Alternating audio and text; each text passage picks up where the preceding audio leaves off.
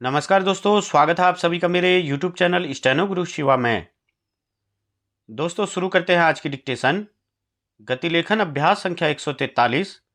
गति 80 शब्द प्रति मिनट। स्टार्ट। प्रधानमंत्री मोदी ने कनाडा में G7 देशों के शिखर सम्मेलन में इन देशों की आतंकवाद पर दोहरी नीति को उनके सम्मुख ही बेनकाब करने के साथ वहीं से अमेरिका को जो संदेश दिया उससे अमेरिका को यह समझ आ जाए तो बेहतर कि भारत कश्मीर अथवा अन्य किसी मामले में किसी के दबाव में आने वाला नहीं है। यह अपेक्षित ही नहीं, आवश्यक था कि भारतीय प्रधानमंत्री ट्रंप के इन दावों पर स्पष्ट रूप से कुछ कहते कि उन्होंने भारत और पाकिस्तान के बीच कथित तौर पर संघर्ष विराम कराया और इसके लिए दोनों देशों से व्यापार करने का प्रस्ताव रखा।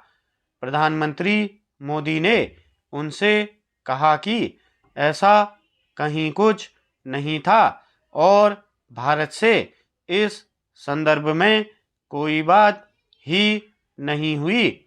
मोदी ने दो टूक शब्दों में यह भी साफ किया कि भारत ने कश्मीर पर न तो कभी मध्यस्थता स्वीकार की है और न ही करेगा। उन्हें यह पता होना चाहिए कि जब भारत आर्थिक रूप से इतना सशक्त और आज जैसा अंतर्राष्ट्रीय स्तर कद भी नहीं रखता था, तब यदि उसने कश्मीर पर किसी को बीच बचाव करने का मौका नहीं दिया तो फिर आज ऐसा कैसे कर सकता है। यदि ट्रंप और उनके सहयोगी यह साधारण सी बात नहीं समझते तो इसके लिए वे अपने अलावा अन्य किसी को दोष नहीं दे सकते। आज इसकी भी अनदेखी नहीं कर सकते कि अमेरिका का वह प्रभाव नहीं रहा जो 2-3 दशक पहले हुआ करता था। यह भी कटु सत्य है कि ट्रंप के फिर से राष्ट्रपति बनने के बाद अमेरिका की फजीहत ही अधिक हो रही है। बड़ी बड़ी बातें करने के बावजूद ट्रंप न तो रूस यूक्रेन युद्ध रोक सके और न ही अपनी मनमानी टैरिफ नीति पर कायम रह सके। यह सही है कि वे अपने ढंग के अनोखे राष्ट्रपति हैं और कई बार राजनयिक शिष्टाचार भी भुला देते हैं, पर इसका यह मतलब नहीं कि भारत उनके अनुचित दबाव में आ जाए।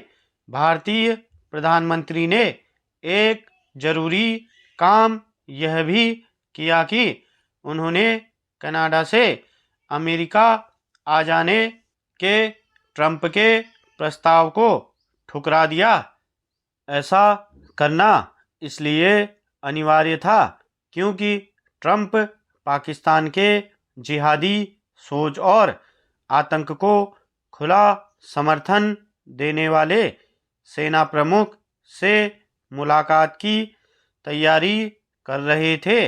यदि ट्रंप को अपने निजी स्वार्थों के चलते पाकिस्तान की हरकतें स्वीकार हैं तो वे उन्हें मुबारक।